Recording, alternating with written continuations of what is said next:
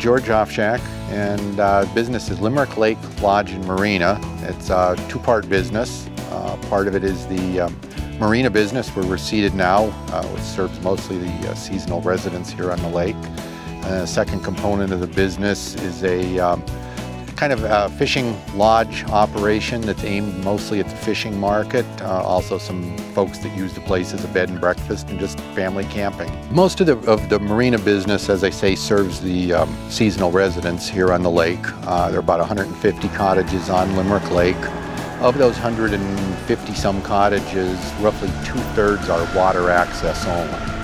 So the business here is, quite a bit of it is seasonal rental. People will rent a boat slip. It includes parking here in the parking lot. The business here was actually built, it's kind of funny, it was actually built by someone sort of like myself, a fellow from the American Midwest. Found the lake in 1946 after he had retired from the Navy after World War II. And he was an avid bass fisherman, came here and slowly built up the business over a number of years. The marina convenience store, which was an outboard motor and boat repair workshop at one time. The docks slowly got larger and then some of them got covered. So he built the business through a number of years, and since that time I've added on. Most of the seasonally available slips are full, so I'm pressed for space and trying to expand some. My grandparents were cottagers here on this particular lake. It goes back to 1954.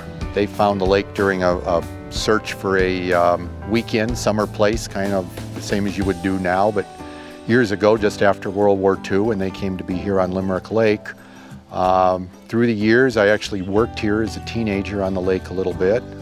Went away to university and spent most of my career in Southern California, retired, and then ended up back here at the lake when the business became available. It's pretty hard not to like it here. My commute to work each morning is about 30 feet.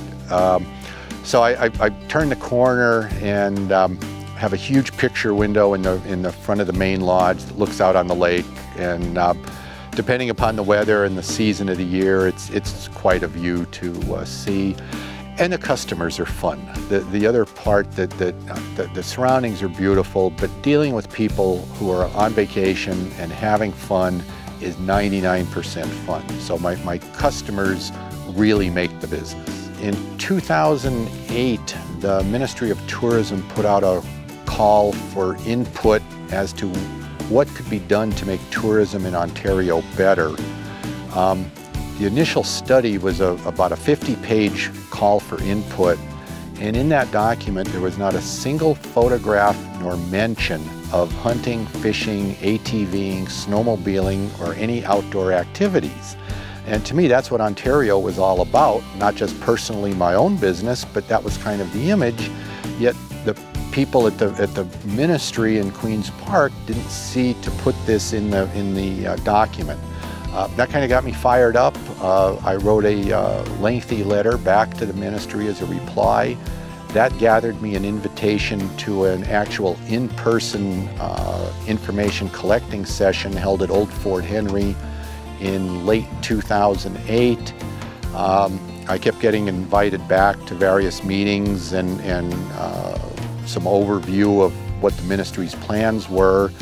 And now I find myself actually as president of what's being called Ontario's Highlands Tourism Organization, which is the Region 11 regional tourism organization that covers from Haliburton to the Quebec border here in Eastern Ontario.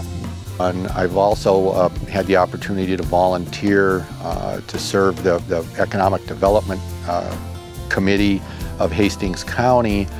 And I've run across a group of very dedicated people at the county. And we have to put a plug in that the Assistant County CAO, Jim Duffin, is a cottager here on the lake and one of my customers, and I get to see him regularly.